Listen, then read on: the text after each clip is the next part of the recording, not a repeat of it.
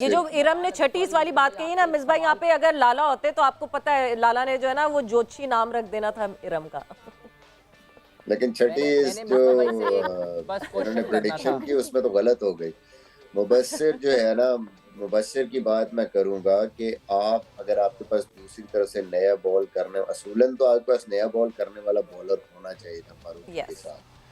इन conditions को देखते हो, अगर नहीं था तो बड़ा अच्छा मैचअप होता मुबस्सिर अगर आप उससे फारूकी के साथ शुरू कराते अर्ली ऑन, यस। क्योंकि वो पहले भी सैम को आउट कर चुका है लेफ्ट हैंडर, और बाबर भी थोड़ा सा टाइम लेते हैं अगेंस्ट स्पिन।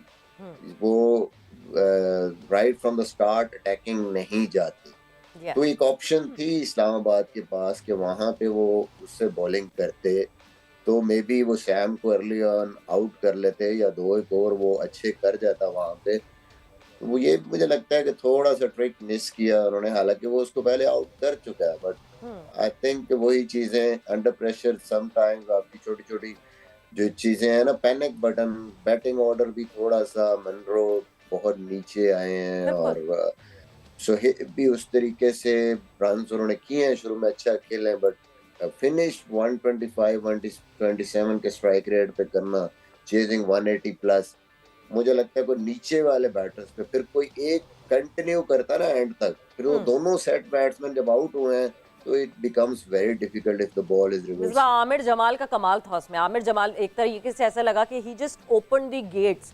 मतलब जहां इतने सेट एलेक्स हेल्स और इतना सेट सुहेब मकसूद, ठीक है सुहेब बिल्कुल स्लो खेल रहे थे, आई बिलीव इन दोनों में से किसी को लंबा लेकर जाना चाहिए था, बट जिस तरह आमिर जमाल ने बॉलिंग की वो मतलब कल जो है एक अजीब सी एक डिफरेंट किस्म की एनर्जी थी पेशावर जल्मी की बॉलिंग में। बट हम बॉलिंग के हवाले से बात करें उससे पहले इमाम आप कुछ ऐड करना चाह रहे थे, आप कुछ कह रहे थे शायद मिसबा।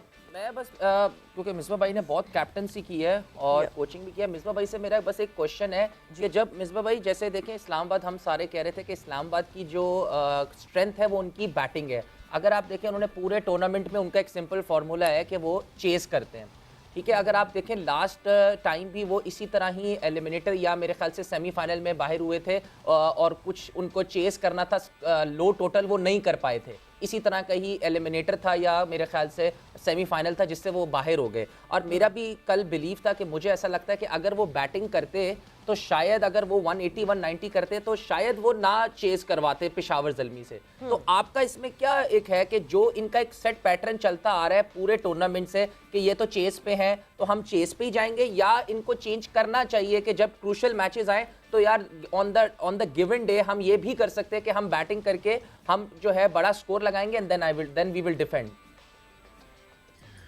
देखें, बिल्कुल क्लियर कट होना चाहिए आपको इस चीज में। आप जब आपके दो एक मैच खराब हो गए एंड पे, थोड़ा सा आपका कॉन्फिडेंस लेवल खराब हुआ है, और फिर आप देखें, एक मैं हमेशा एक बात करता हूँ कि जब आउट ऑफ द वे जाके आप कोई भी इम्पोर्टेंट मैच में डिसीजंस लेते हैं ना, तो वो पहले ही उस मैच का इतना प्रेशर होता है, फिर आप अपने ऊपर एक्स्ट्रा प्रेशर डाल लेते हैं।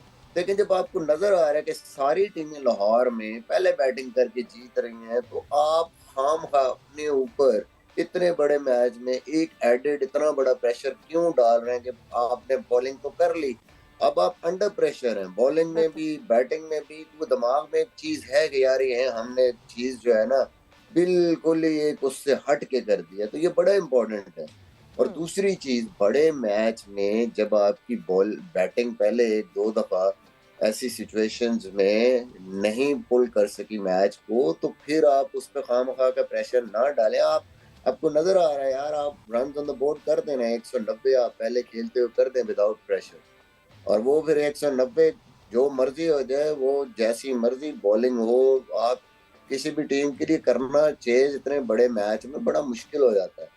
तो ये सारी चीजें, ठीक है आपकी स्ट्रेंथ है जो भी है, बट आपको उस स्ट्रेंथ को जाके मैच में, और स्पेशली जो आपके इस किस्म के एलिमिनेटर्स हैं या नॉकआउट स्टेज में मैचेस हैं, उन चीजों को आपने जहन में रखना है, क्योंकि वो फिर प्रेशर गेम हो जाती है। वो बिल्कुल सिनेरियो जो है ना डिफरेंट हो जाता है। और दूसरी बात जो एक और है, जो आपके वो जो बैट्समैन है, वो आपके पास निचले जो बैट्समैन है, वो उस तरीके से अभी उस प्रेशर को हैंडल करने वाले नहीं हैं जैसे फिनिशर होते हैं ना। रिनाउंड फिनिशर आपके पास हैं जिनको पता है, जैसे पॉलार्ड है, जैसे टिम डेविड है, इस किस्म के नीचे फिनिशर है ना, तो then always you put pressure on them. अभी इस्लामाबाद का जो लोअर ऑर्डर है वो उतनी ग्रेड या उस तरह नहीं है कि हाँ ठीक है यार, प्रेशर सिचुएशन में ये बड़े बड़े टूर्नामेंट्स में इन्होंने ये किया हुआ है तो कोई मसला नहीं है, ये they will just do that. वो एक नॉर्मल मैच में उनकी परफॉर्मेंस डिफरेंट होती है, but in such a big game eliminator, आपको पता है कि हम बाहर हो जाएंगे टूर्नामेंट, उसमें जाके बैटिंग पे एक्स्ट्रा प्रेशर है आप जब डालेंगे तो आपकी परफॉर्मेंस हमेशा जो है ना वो लड़खड़ाएगी। बिल्कुल। और नॉकडाउन जो नॉकआउट स्टेजेस होती हैं, नॉकआउट पे तो वैसे ही चेस करना एक और मुश्किल हो जाता है। जी इरम, चुप करो तुम, अभी देखना। अच्छा मिसबा भाई से एक सवाल मेरा भी है कि क्या आपको लगता है कि ये जो इस्लामाबाद ने डिसीजन लिया आजम खान को 2 डाउन ऊपर भेजने का, तो क्या मनरो या फ़हीम आ सकते थे, जबकि उन्हें पता था कि आसिफ भी नहीं है नीचे बैटिंग लाइनअप में, क्योंकि आजम खान को थोड़ा सा बॉल पुराना चाहिए तो वो अच्छी हिटिंग कर सकते हैं। तो आप इस बारे में क्या कहते हैं? देखिए एक्चुअली सिचुएशन ऐसी हो गई ना कि वो स्कोर थोड़ा, उनकी पार्टनरशिप लंबी हो गई, स्कोर एवरेज थोड़ी सी ऊपर गई, तो उन्होंने उस वजह से कि आजम बेटर हिटर है, वो ज्यादा जो 10 से ऊपर की एवरेज को चेस कर सकता है, इसलिए उन्होंने भेज दिया उसको। तो वो इन टर्म्स ऑफ दैट तो ठीक है, चले जो भी था, बट उससे क्या हुआ, मनरो जाया हो गया।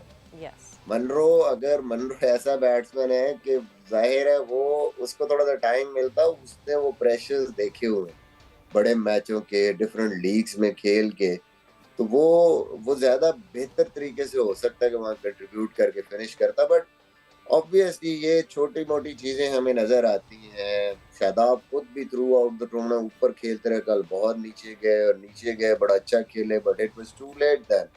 मुझे लगता है आजम को थोड़ा सा इंजरी की वजह से जो मिस आउट किया है, उनका रिदम भी ब्रेक हुआ है, तो जो कंटिन्यूअसली खेलते हुए आ रहे थे शायद उनको वहां पे जाते वो खुद तो बेहतर रिजल्ट होते। छोटी छोटी चीजें हैं जो कि फिर कंट्रीब्यूट कर जाती हैं आपकी फेल होने में या हारने में।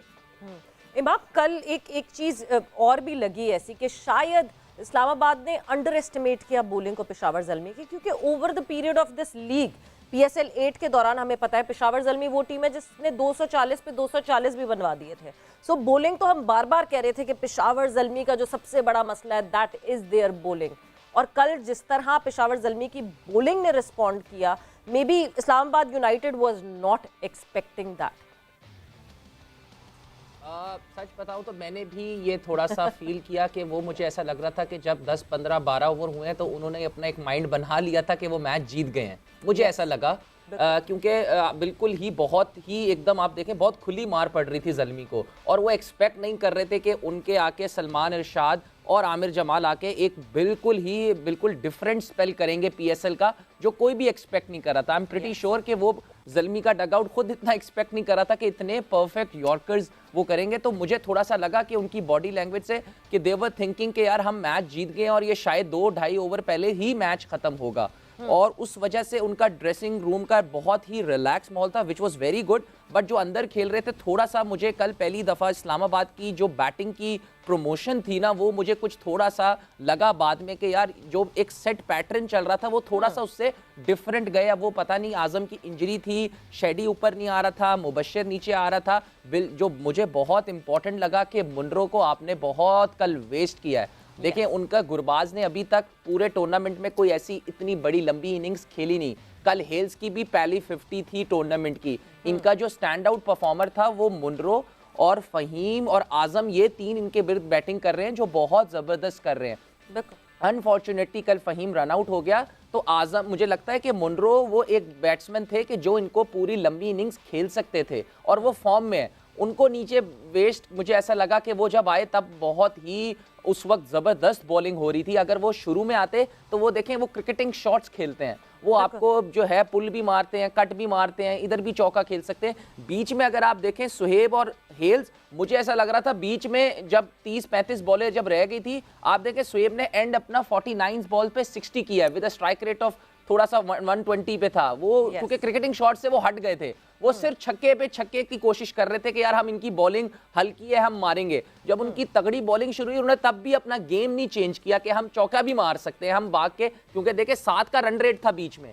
उस वजह से भी थोड़ा सा मुझे लगा कि वो बिल्कुल थोड़ा सा गेम को मिस करके उन्होंने माइंड में बता दिया था कि यार ये ज़ल्मी की जो बॉलिंग है, यहाँ से हम मैच नहीं हार सकते। लेकिन एक सबके लिए लर्निंग प्रोसेस था। जैसे मैं आपको कह रहा हूँ कि मुझे भी लग रहा था कि ज़ल्मी यहाँ से मैच नहीं जीतेगा, बट स्टिल बिलीव कि जब तक आखिरी बॉल ना हो आप मैच नहीं जीतते। और थोड़ा सा अगर क्रिकेटिंग शॉट्स पे रहते तो बहुत अच्छी बॉलिंग की ज़ल्मी ने, लेकिन उन्होंने थोड़ी सी मैं कहूँगा कि गंदी बैटिंग भी की, कि बहुत ज़्यादा हाई रिस्क शॉट, वो कोई 10 का रन रेट नहीं कर रहे थे। पहले तो आप देखें 7 का रन रेट उनको चाहिए था, 7 साढ़े 7 का, वो नीचे भी हो सकता था। और प्लस मुझे ऐसा लगता है बहुत मैटर करता है कि आपका जो है मुनरो आपने नीचे आके वेस्ट कर दिया।